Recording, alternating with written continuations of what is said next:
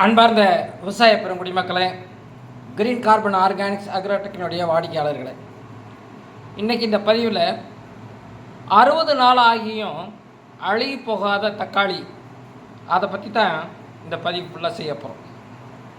இப்போ நீங்கள் பார்த்துக்கிட்டு இருக்கீங்க இல்லையா, இப்போ நான் ஃபோக்கஸ் பண்ணியிருக்க இந்த தக்காளிகள் 60 நாளாகும்.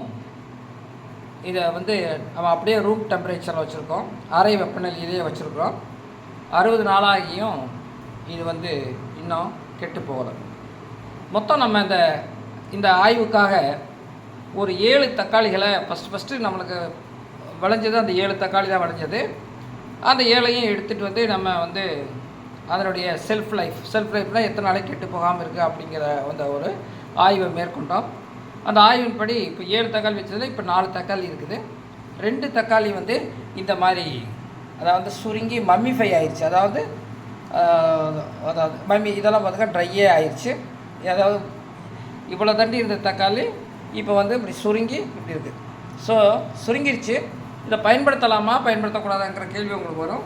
இது பயன்படுத்திக்கலாம், ஒன்றும் பிரச்சனை இல்லை. அப்படியே ட்ரையாக பவுடராக்கி பயன்படுத்திக்கலாம். இது இப்போ இங்கே சொல்ல வர கருத்து என்னென்னா, இந்த மாதிரி அழுகி போகாமல் அது அப்படியே பாடமாகி சுருங்கி மம்மிஃபை ஆகி இருக்குது. இந்த தக்காளிகள் எல்லாம் கெட்டு போகலை, அழுகி போகலை.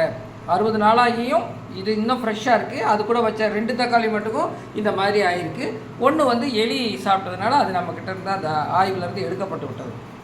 சரி, இந்த தக்காளி எப்படி, எந்த வெரைட்டி அப்படி பொதுவாக தக்காளி எத்தனை நாளைக்கு இருக்கும், கெட்டு போகாமல் இருக்கும் அப்படின்னு கேட்டிங்கன்னா, ஒரு 7லேருந்து 10 நாளைக்கு நல்ல அந்த தக்காளிகளை நம்ம அறை வெப்பநிலையில் வச்சு பாதுகாக்க முடியும்.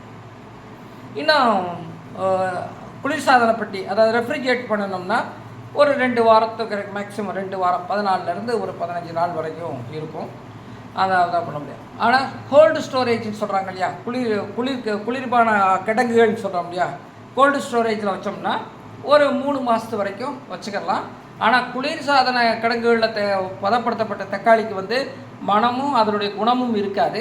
தக்காளி மட்டுக்கும் அப்படியே பார்க்குறதுக்கு ஒரு தக்காளி மாதிரி இருக்கும். அதில் இருக்கக்கூடிய தக்காளிக்குரிய வாடைகள், சத்துக்கள் எல்லாம் குறைஞ்சி போய் அந்த மாதிரி இருக்கும். ஸோ அதுதான் அதனுடைய உண்மை. ஆனால் இங்கே நம்ம வச்சுருக்க தக்காளி 60வது நாள், இன்றைக்கி கரெக்டாக இன்றைக்கி 60வது நாள், 60 நாள் ஆகியும் இப்படி இருக்குது. சரி, இது என்ன தக்காளி அப்படின்னு கேட்டிங்கன்னா, நம்ம வழக்கமாக எல்லாரும் விவசாயிகளும் தோட்டத்தில் பயிரிடக்கூடிய அந்த நாற்றை வாங்கிட்டு வந்து தான் நம்ம பயிரிட்டோம். எதில் விவசாயம் பண்ணணும் அப்படிங்கிறத இங்கே கேள்வி. இங்கே பாருங்கள், இந்த கருப்பு கலரில் இருக்கு இல்லையா,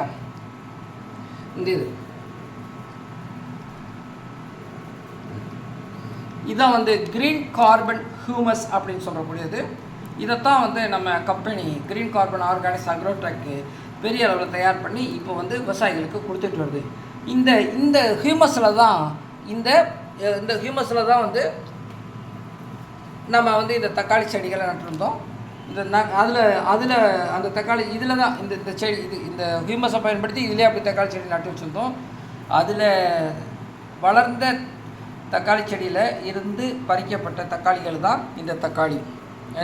இந்த தக்காளிக்கு இப்பயுமே நீங்கள் ஷார்ட் பார்த்தீங்கன்னா அந்த தக்காளியினுடைய ஒரிஜினல் அரோமா சொல்லுவோம். அந்த நல்ல தக்காளிக்குரிய வாடைகள் அப்படி இருக்கும். அந்த புளிப்பு, இனிப்பு எல்லாமே ஒரே மாதிரி கலந்துருக்கும். இல்லை நீங்கள் ரசமோ சாம்பாரில் போட்டிங்கன்னா அந்த தக்காளி இருக்கிறதா உங்களுக்கு அந்த சாம்பாரில் அந்த டேஸ்ட்டு உணர்த்தும். அப்படிப்பட்டது. அதுக்கு காரணம் இப்போ இந்த 60 நாள் கெட்டு போகாமல் இருக்கிறதுக்கான காரணம் என்ன அப்படின்னு கேட்டிங்கன்னா, இந்த தக்காளி இந்த ஹியூமஸில் வளர்ந்தது தான் காரணம் அப்படிங்கிறது எங்களுக்கு இந்த ஆய்வு மூலம் தெரிய வச்சுருக்கு. ஓகே, அதை வியூவர்ஸோட ஷேர் பண்ணிக்கிறதுக்கு தான் இப்போ இந்த பதிவை செஞ்சுக்கிட்டு இருக்கோம். வியூவர்ஸ், நம்ம தக்காளி மட்டும் அதில் பயிரிடலை, நம்ம எல்லா விதமான பயிர்களையும் அதில் செஞ்சு பார்த்துட்ருக்குறோம். இன்றைக்கி கூட ஒரு பதிவு போட்டிருக்கோம், இந்த தக்காளி செடிக்கு வேர்கள் எப்படி இருக்குது அப்படின்னு சொல்லி. நல்ல வேர்லாம் பார்த்திங்கன்னா அப்படியே செடி நிறைய வேர் அப்படி இருக்கிறது, அதெல்லாம் இருக்கும். ஸோ அதுக்கான பதிவாக தான் இந்த பதிவை செஞ்சுட்ருக்கோம். ஓகே வியூவர்ஸ், மீண்டும் வேறொரு பதிவிலே வேறு ஒரு இதில் நாம் சந்திக்கலாம்.